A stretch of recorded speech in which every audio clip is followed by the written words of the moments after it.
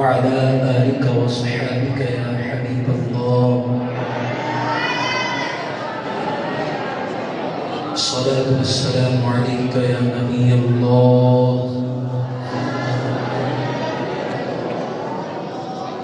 وعلى آلك وصحابك يا نور الله.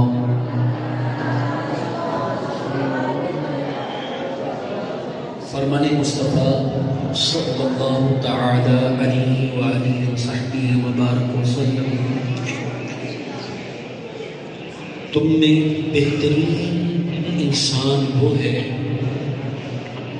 جس کے پاس میرا ذکر ہو اور وہ مجھ پر درود پاک پڑھے.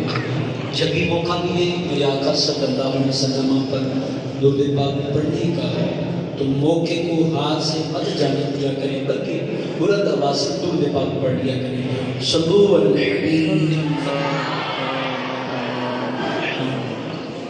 بیٹسن بھائیو، الحمدللہ وفاد کرام کی اسناد کے سلسلہ میں حاضر ہیں.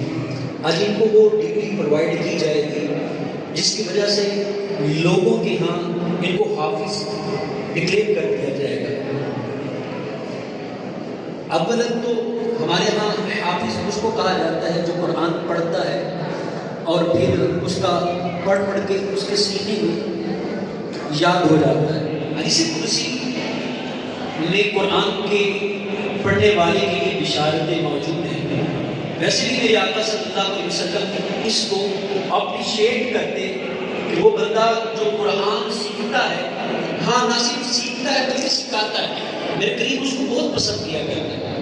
حضرت ابو سعید فرماتے میرے کریم آقا صلی اللہ علیہ وسلم اس قدر پسند فرماتے کہ آپ ارشاد فرماتے ہیں خیرکم من تعلم القرآن وعلمہ، کہ تم میں بہترین شخص وہ ہے جو قرآن سیکھتا ہے اور سکھاتا ہے. صحابی کہتے ہیں جب مجھے پتہ چلا میرے کریم کا فرمان ہے کہ جو قرآن سیکھتا ہے سکھاتا ہے بہترین شخص ہے تو میرا دل کیا کہ میں اسی وقت قرآن سیکھنے کے لیے بیٹھ جاؤں. جس کو میں روایت سنا رہا تھا اس نے میرا ہاتھ پکڑا، وہ اخذ بیدی فی المسجد، کہا مجھے انہوں نے میرا ہاتھ پکڑا اور قرآن سیکھنے کے لیے اس مجلس میں بٹھا دیا جس مجلس میں قرآن سکھایا جاتا ہے. آج الحمدللہ رات اسلامی نے ہمیں قرآن سکھانے والا بنایا.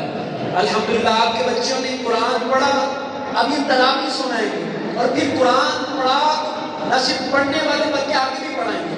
یہ کس قدر عظیم ہے. میرے آقا صلی اللہ علیہ وسلم کا قرآن پڑھنے والے پڑھانے والوں کے لیے کیا درس ہے.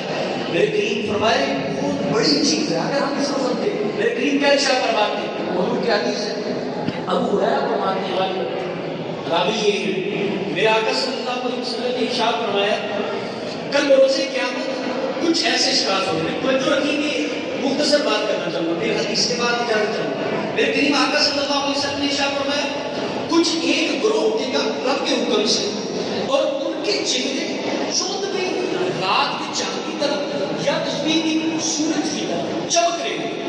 ان کے بارے میں پوچھا گیا من ہذانی، یہ کون شخص، دو شخص ہوں گے ان کے بارے میں جب گروہ ہوگا فرمایا من ہم، یہ کون ہے.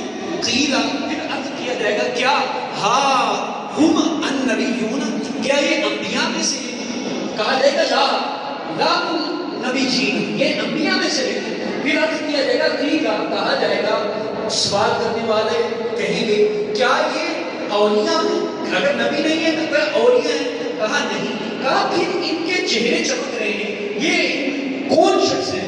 فرمایا جائے گا کہ وہ شخص ہیں جن کے امتی محمدی صلی اللہ علیہ وسلم کے وہ شخص ہیں کہ ان کے بچوں نے، انہوں نے نہیں، ان کے بچوں نے قرآن سیکھا اور اس پر عمل کیا.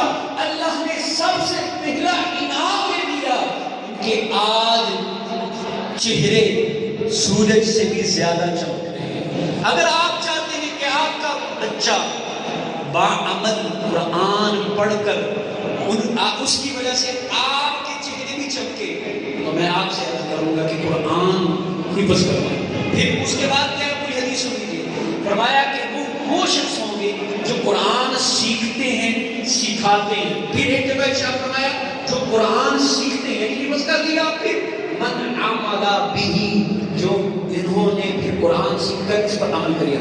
اگر آپ چاہتے ہیں آنکھ میں چہرے چمکے کیونکہ والدین موجود ہیں تو یعنی سرپرست موجود ہیں تو میں عرض کروں گا آپ ان کو قرآن پاک سکھانے والا بنائیں یا پھر آپ اس پر عمل کرنے والا بنیں. وہ کیسے ہو سکتا ہے؟ آپ اچھے ماحول سے منسلک رہیں, دعوت اسلامی کے ساتھ منسلک رہیں, اپنے بچوں کو جنہوں نے حفظ کروایا قاری سماج کے ساتھ ٹچ میں رہیں. انشاءاللہ عز و جل مجھے امید بلکہ یقین ہے اس بات پر آپ کے بچوں کو اچھا مستقبل بھی ملے گا اور اس کی وجہ سے آپ کو بروز قیامت اجر بھی ملے گا. اللہ سے دعا کرتا ہوں کریم رب ہمیں اچھے قرآن پڑھنے والوں کے ساتھ نسبت رکھنے, دعوت اسلامی کے ساتھ تعلق رکھنے, اس کے ساتھ اپنی نسبت جوڑے رکھنے کی توفیق عطا فرمائے. آمین بجاہ نبی امین.